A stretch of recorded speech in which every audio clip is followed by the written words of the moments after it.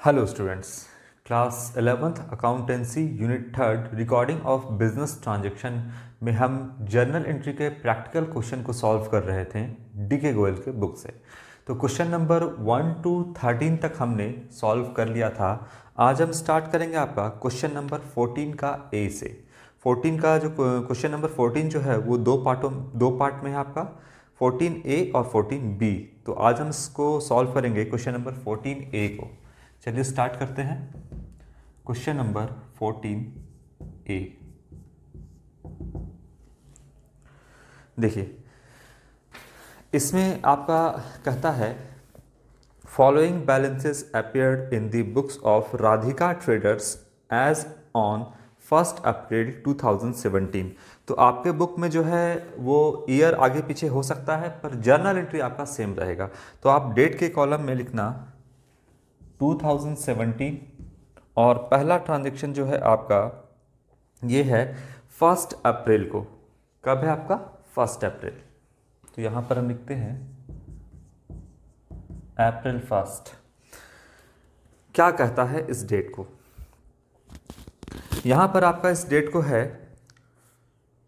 Asset दिया है आपका, और सारे एसेट का बैलेंस क्या होता है मैंने आपको रूल बताया था, डेबिट क्रेडिट का रूल, जिसमें मैंने बताया था आपको सारे एसेट्स का जो बैलेंस होता है वो डेबिट होता है। क्या होता है? डेबिट बैलेंस होता है। एसेट बढ़ता है तो डेबिट करते हैं, एसेट घटता है तो क्रेडिट करते हैं। ये मैंने आपको मॉडर्न अप्रोच से एडिशनल रूल में आपको बताया था। इसके बाद लायबिलिटीज की बात करें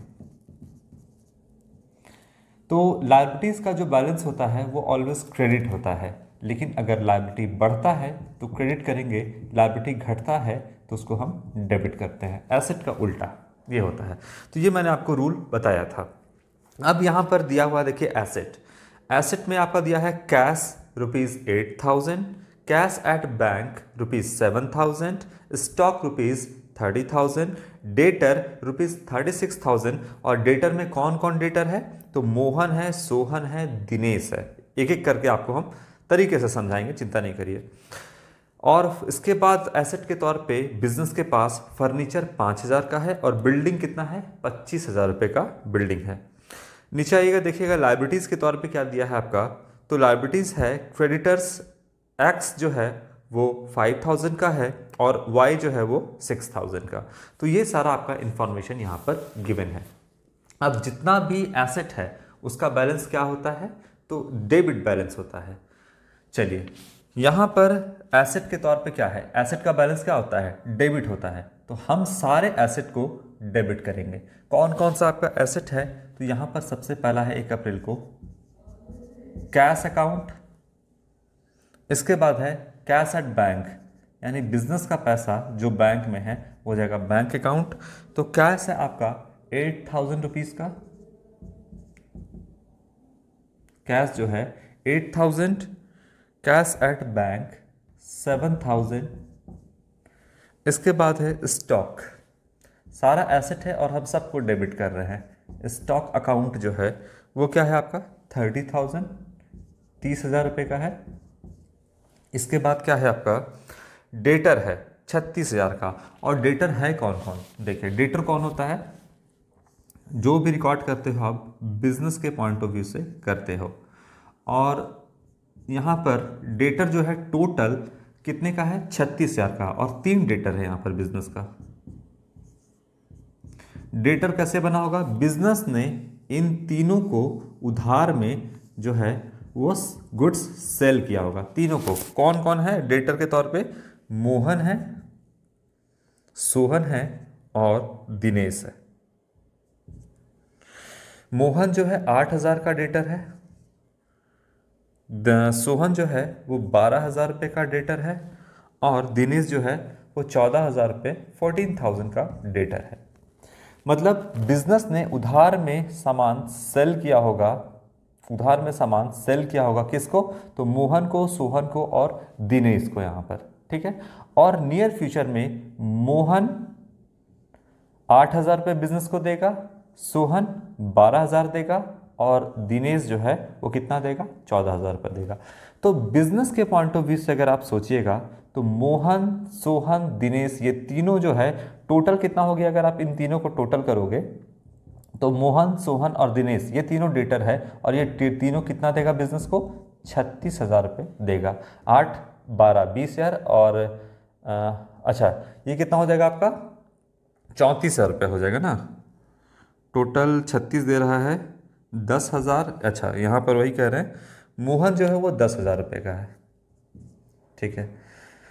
तो टोटल कितना हो जाएगा, 10, 12 और 14, 36,000 रुपये का तीनों यहाँ पर डेटर है। क्लियर है। नियर फ्यूचर में पैसा किसको देगा, बिजनेस को देगा। तो बिजनेस के पॉइंट ऑफ व्यू से मोहन, सोहन, दिनेश तीनों डेटर है और डेटर जो है वो बिजनेस के लिए क्या होता है, एसेट होता है। तो ये तीनों क्या है बिजनेस के लिए, तीनों बिजनेस के लिए डेटर्स हैं और डेटर्स क्या होता है, करंट एसेट होता है। सीए लिख देते हैं, सीए का मतलब करंट एसेट। क्लियर है ना बात। तो तीनों बिजनेस के लिए एसेट है। तो तीनों का हम नाम लिखेंगे, कौन है, मोहन, इसके बाद है सोहन और दिनेश। कितना कितना, मोहन के सामने लिखेंगे 10,000 रुपीज, सोहन के सामने लिखेंगे 12,000 रुपीज और दिनेश के सामने लिखेंगे 14,000 रुपीज।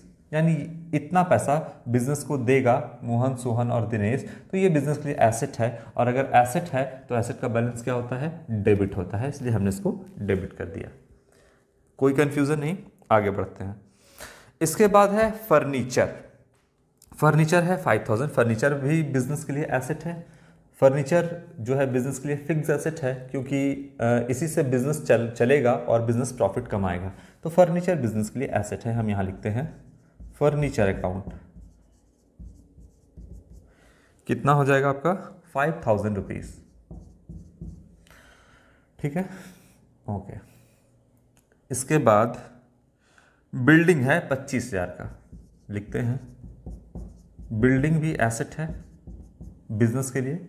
ये जो बिल्डिंग है बिजनेस का ये भी क्या है, एसेट है। कितने का है, 25,000 रुपीज का। क्लियर है बात। तो सारे एसेट को हमने डेबिट कर दिया। यहाँ पर cash, bank, stock, Mohan, Sohan, Dinesh, furniture, building, ये सबको हमने डेबिट साइड में लिख दिया। अब टू क्रेडिट साइड में क्या जाएगा, सारा डेबिट तो हो गया, क्रेडिट साइड में क्या जाएगा वो देखो। क्रेडिट साइड में बोलता है क्रेडिटर्स है। क्रेडिटर्स कौन कौन है, एक्स है और वाई है। इसका मतलब बिजनेस ने उधार में परचेज किया होगा एक्स से और वाई से। क्या किया होगा, परचेज किया होगा बच्चे, परचेज किया होगा, परचेज किया होगा एक्स और वाई से। अब कितना कितने का बिजनेस ने परचेज किया है वो देखिएगा। एक्स से कितना परचेज किया है, 5,000 रुपीज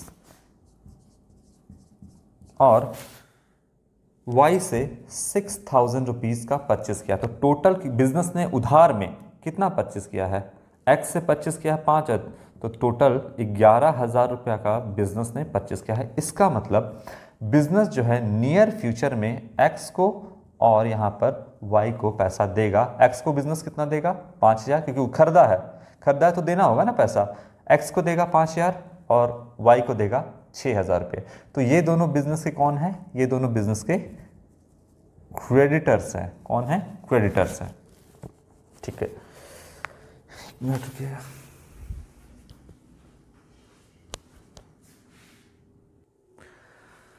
चलिए यहाँ पर इसको थोड़ा इधर जगह बनाते हैं। क्रेडिटर्स हैं, सारे चीज़ों को हम हटा देंगे, आपको सिर्फ समझाने के लिए बता रहे हैं। ये एक्स और वाई बिजनेस के लिए क्रेडिटर्स है। बताइए क्रेडिटर्स कौन है, जो बिजनेस से पैसा लेंगे, यानी ये दोनों लेनदार हैं। तो बिजनेस के ऊपर एक लायबिलिटी है, एक बोझ है। क्या है, लायबिलिटी है। और लायबिलिटी का बैलेंस किधर होता है, क्रेडिट साइड होता है। तो हम एक्स और वाई को क्रेडिट कर देंगे। तो यहाँ लिखेंगे एक्स, 2x और 2 यहाँ पर वाई, ठीक है। कि इसके सामने कितना कितना अमाउंट लिखेंगे, तो एक्स के सामने जो है हम लिखेंगे 5,000 रुपये और वाई के सामने लिखेंगे 6,000 रुपये। टोटल अगर लायबिलिटी साइड देखो तो कितना है, 11,000 रुपीज़। और इधर अगर आप टोटल करोगे इन सबको डेबिट साइड में, तो ये कितना का 1,11,000 रुपीज़ ये आएगा। According to dual aspect concept, debit और क्रेडिट को हमेशा मैच करना चाहिए। डेबिट और क्रेडिट कभी भी डिसमैच नहीं होगा। अब ये सारी बातें तो हमने कर ली, मैच नहीं कर रहा है तो हम इसको मैच करवाएंगे।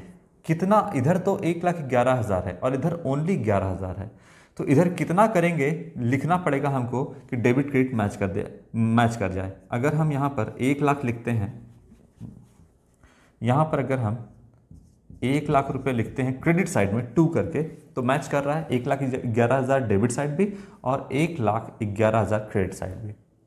अब बताइए इसको क्या नाम देंगे? 1,00,000 को कुछ तो होगा ज़रूर। ये बिजनेस का जो है, बिजनेस के ऑनर ने ये पैसा लगाया हुआ बिजनेस में, यानी ज़रूर ये बिजनेस चलेगा कैसे अगर जब तक ऑनर पैसा यानी कैपिटल नहीं इन्वेस्ट करेगा। तो कैपिटल तो इन्वेस्ट करेगा ना, यानी एक चीज़ इसमें देखिएगा आप तो मिसिंग है, वो है कैपिटल। और कैपिटल भी चूंकि इंटरनल लायबिलिटी होता है, इसीलिए यहाँ पर हम कैपिटल को क्रेडिट कर देंगे। और कैसे हमको पता चला कि 1,00,000 का कैपिटल है? तो 1,11,000 डेबिट था, 11,000 का क्रेडिट था, तो 1,00,000 ज़रूर क्या होना चाहिए? ज़रूर ये कैपिटल ही होना चाहिए, ये ऑनर का पैसा ही होना चाहिए। क्योंकि अगर ऑनर का पैसा बिजनेस में नहीं होगा तो बिजनेस चलेगा कैसे? तो जो पैसा इन्वेस्ट किया है यहाँ पर ऑनर ने, ये आपका 1,00,000 रुपये फिलहाल अभी यहाँ पर दिख रहा है कि अभी ऑनर का पैसा कितना है, तो 1,00,000 रुपये यहाँ पर है। कैसे पता चला? तो बैलेंसिंग फिगर से। किससे पता चला? बैलेंसिंग फिगर से। शॉर्ट में लिख देते हैं, बैलेंसिंग फिगर से हमको पता चला। बैलेंस करके 1,11,000 में से 11,000 घटा दिए तो 1,00,000 का कैपिटल आपका यहाँ पर निकल कर आया। क्लियर है बात? तो इस तरीके से ये आपका 1 अप्रैल का जर्नल एंट्री बनेगा। चलिए अब हम इसको हटाते हैं।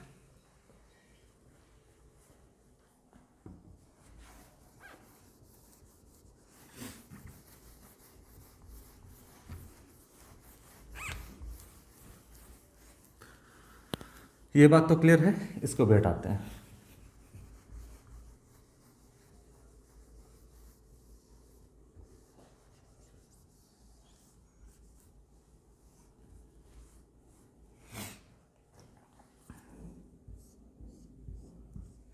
अब क्या कहता है 2 अप्रैल का ट्रांजैक्शन क्या कहता है, ये देखते हैं हम। 2 अप्रैल का आपका ट्रांजैक्शन है, बिजनेस ने यहाँ पे लिखिए अप्रैल 2, bowed goods of the list price of ₹6,000 from Khanna brothers less 15% trade discount and 2% cash discount and paid 40% price at the same time. तो यहाँ पर बिजनेस ने सामान परचेस किया है।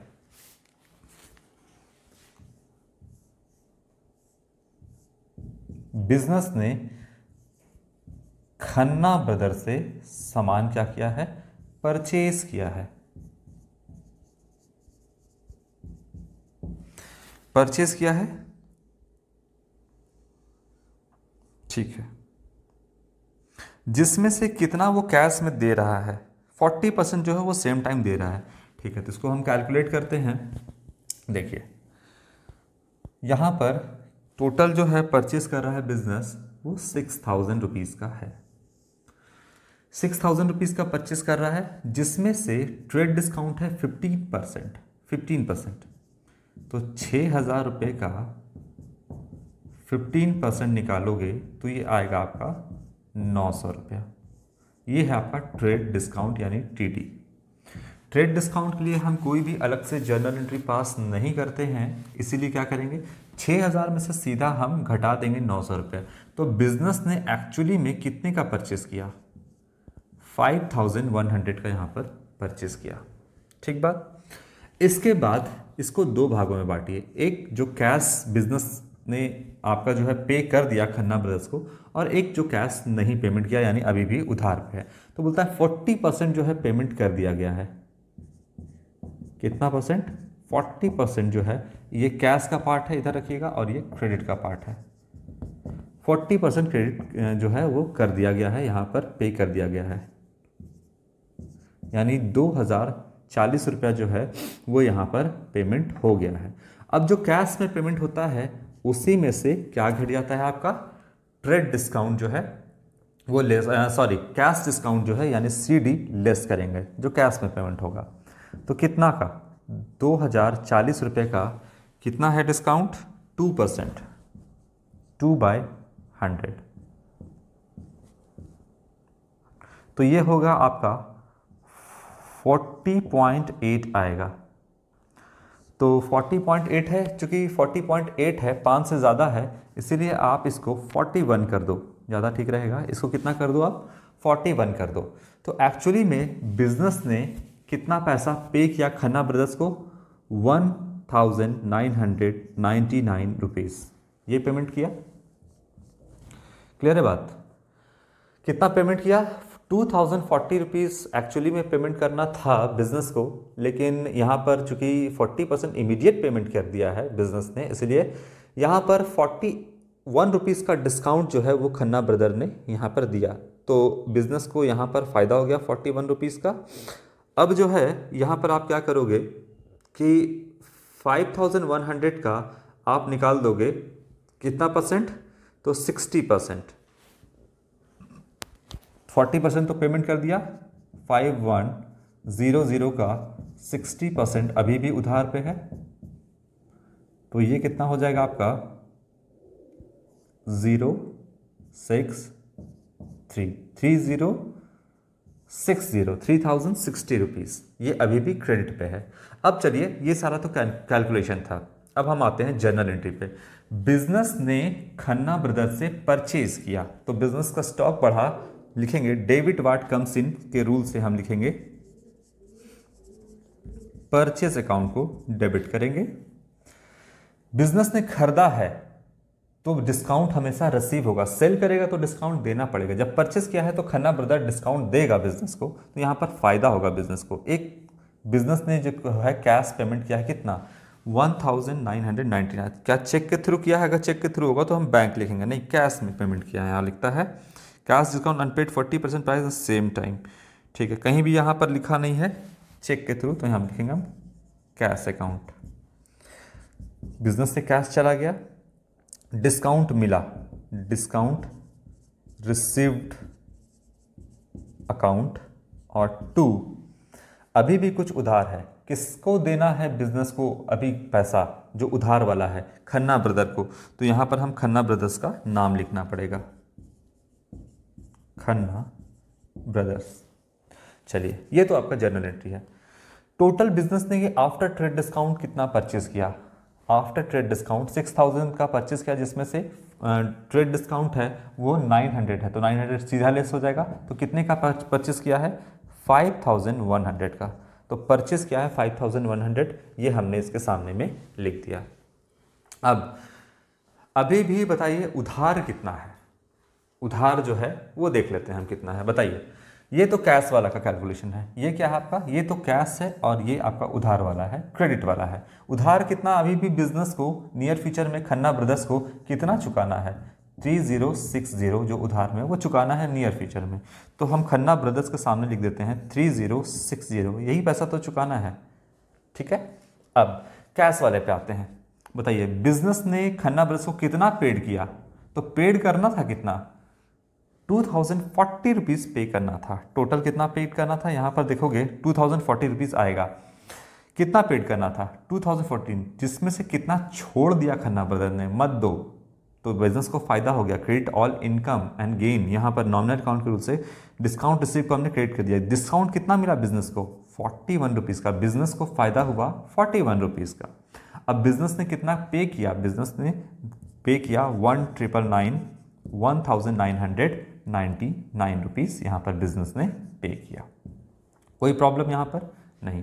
टोटल बिजनेस को कितना पे करना था 2040, यही तो है। आप दोनों को जोड़ दोगे तो इतना पे किया, जिसमें से पे एक्चुअली में कितना करना पड़ा आपका 1999, यानी बिजनेस से गया 1999 खन्ना ब्रदर्स के पास और बिजनेस को 41 का फायदा हो गया। क्लियर है बात यहाँ पे?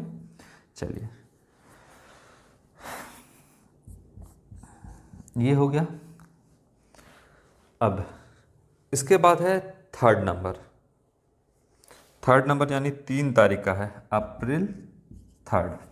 इस डेट को क्या हुआ, अब हम वो देखते हैं। इसको हटाते हैं। ये बात आपको क्लियर हो गई?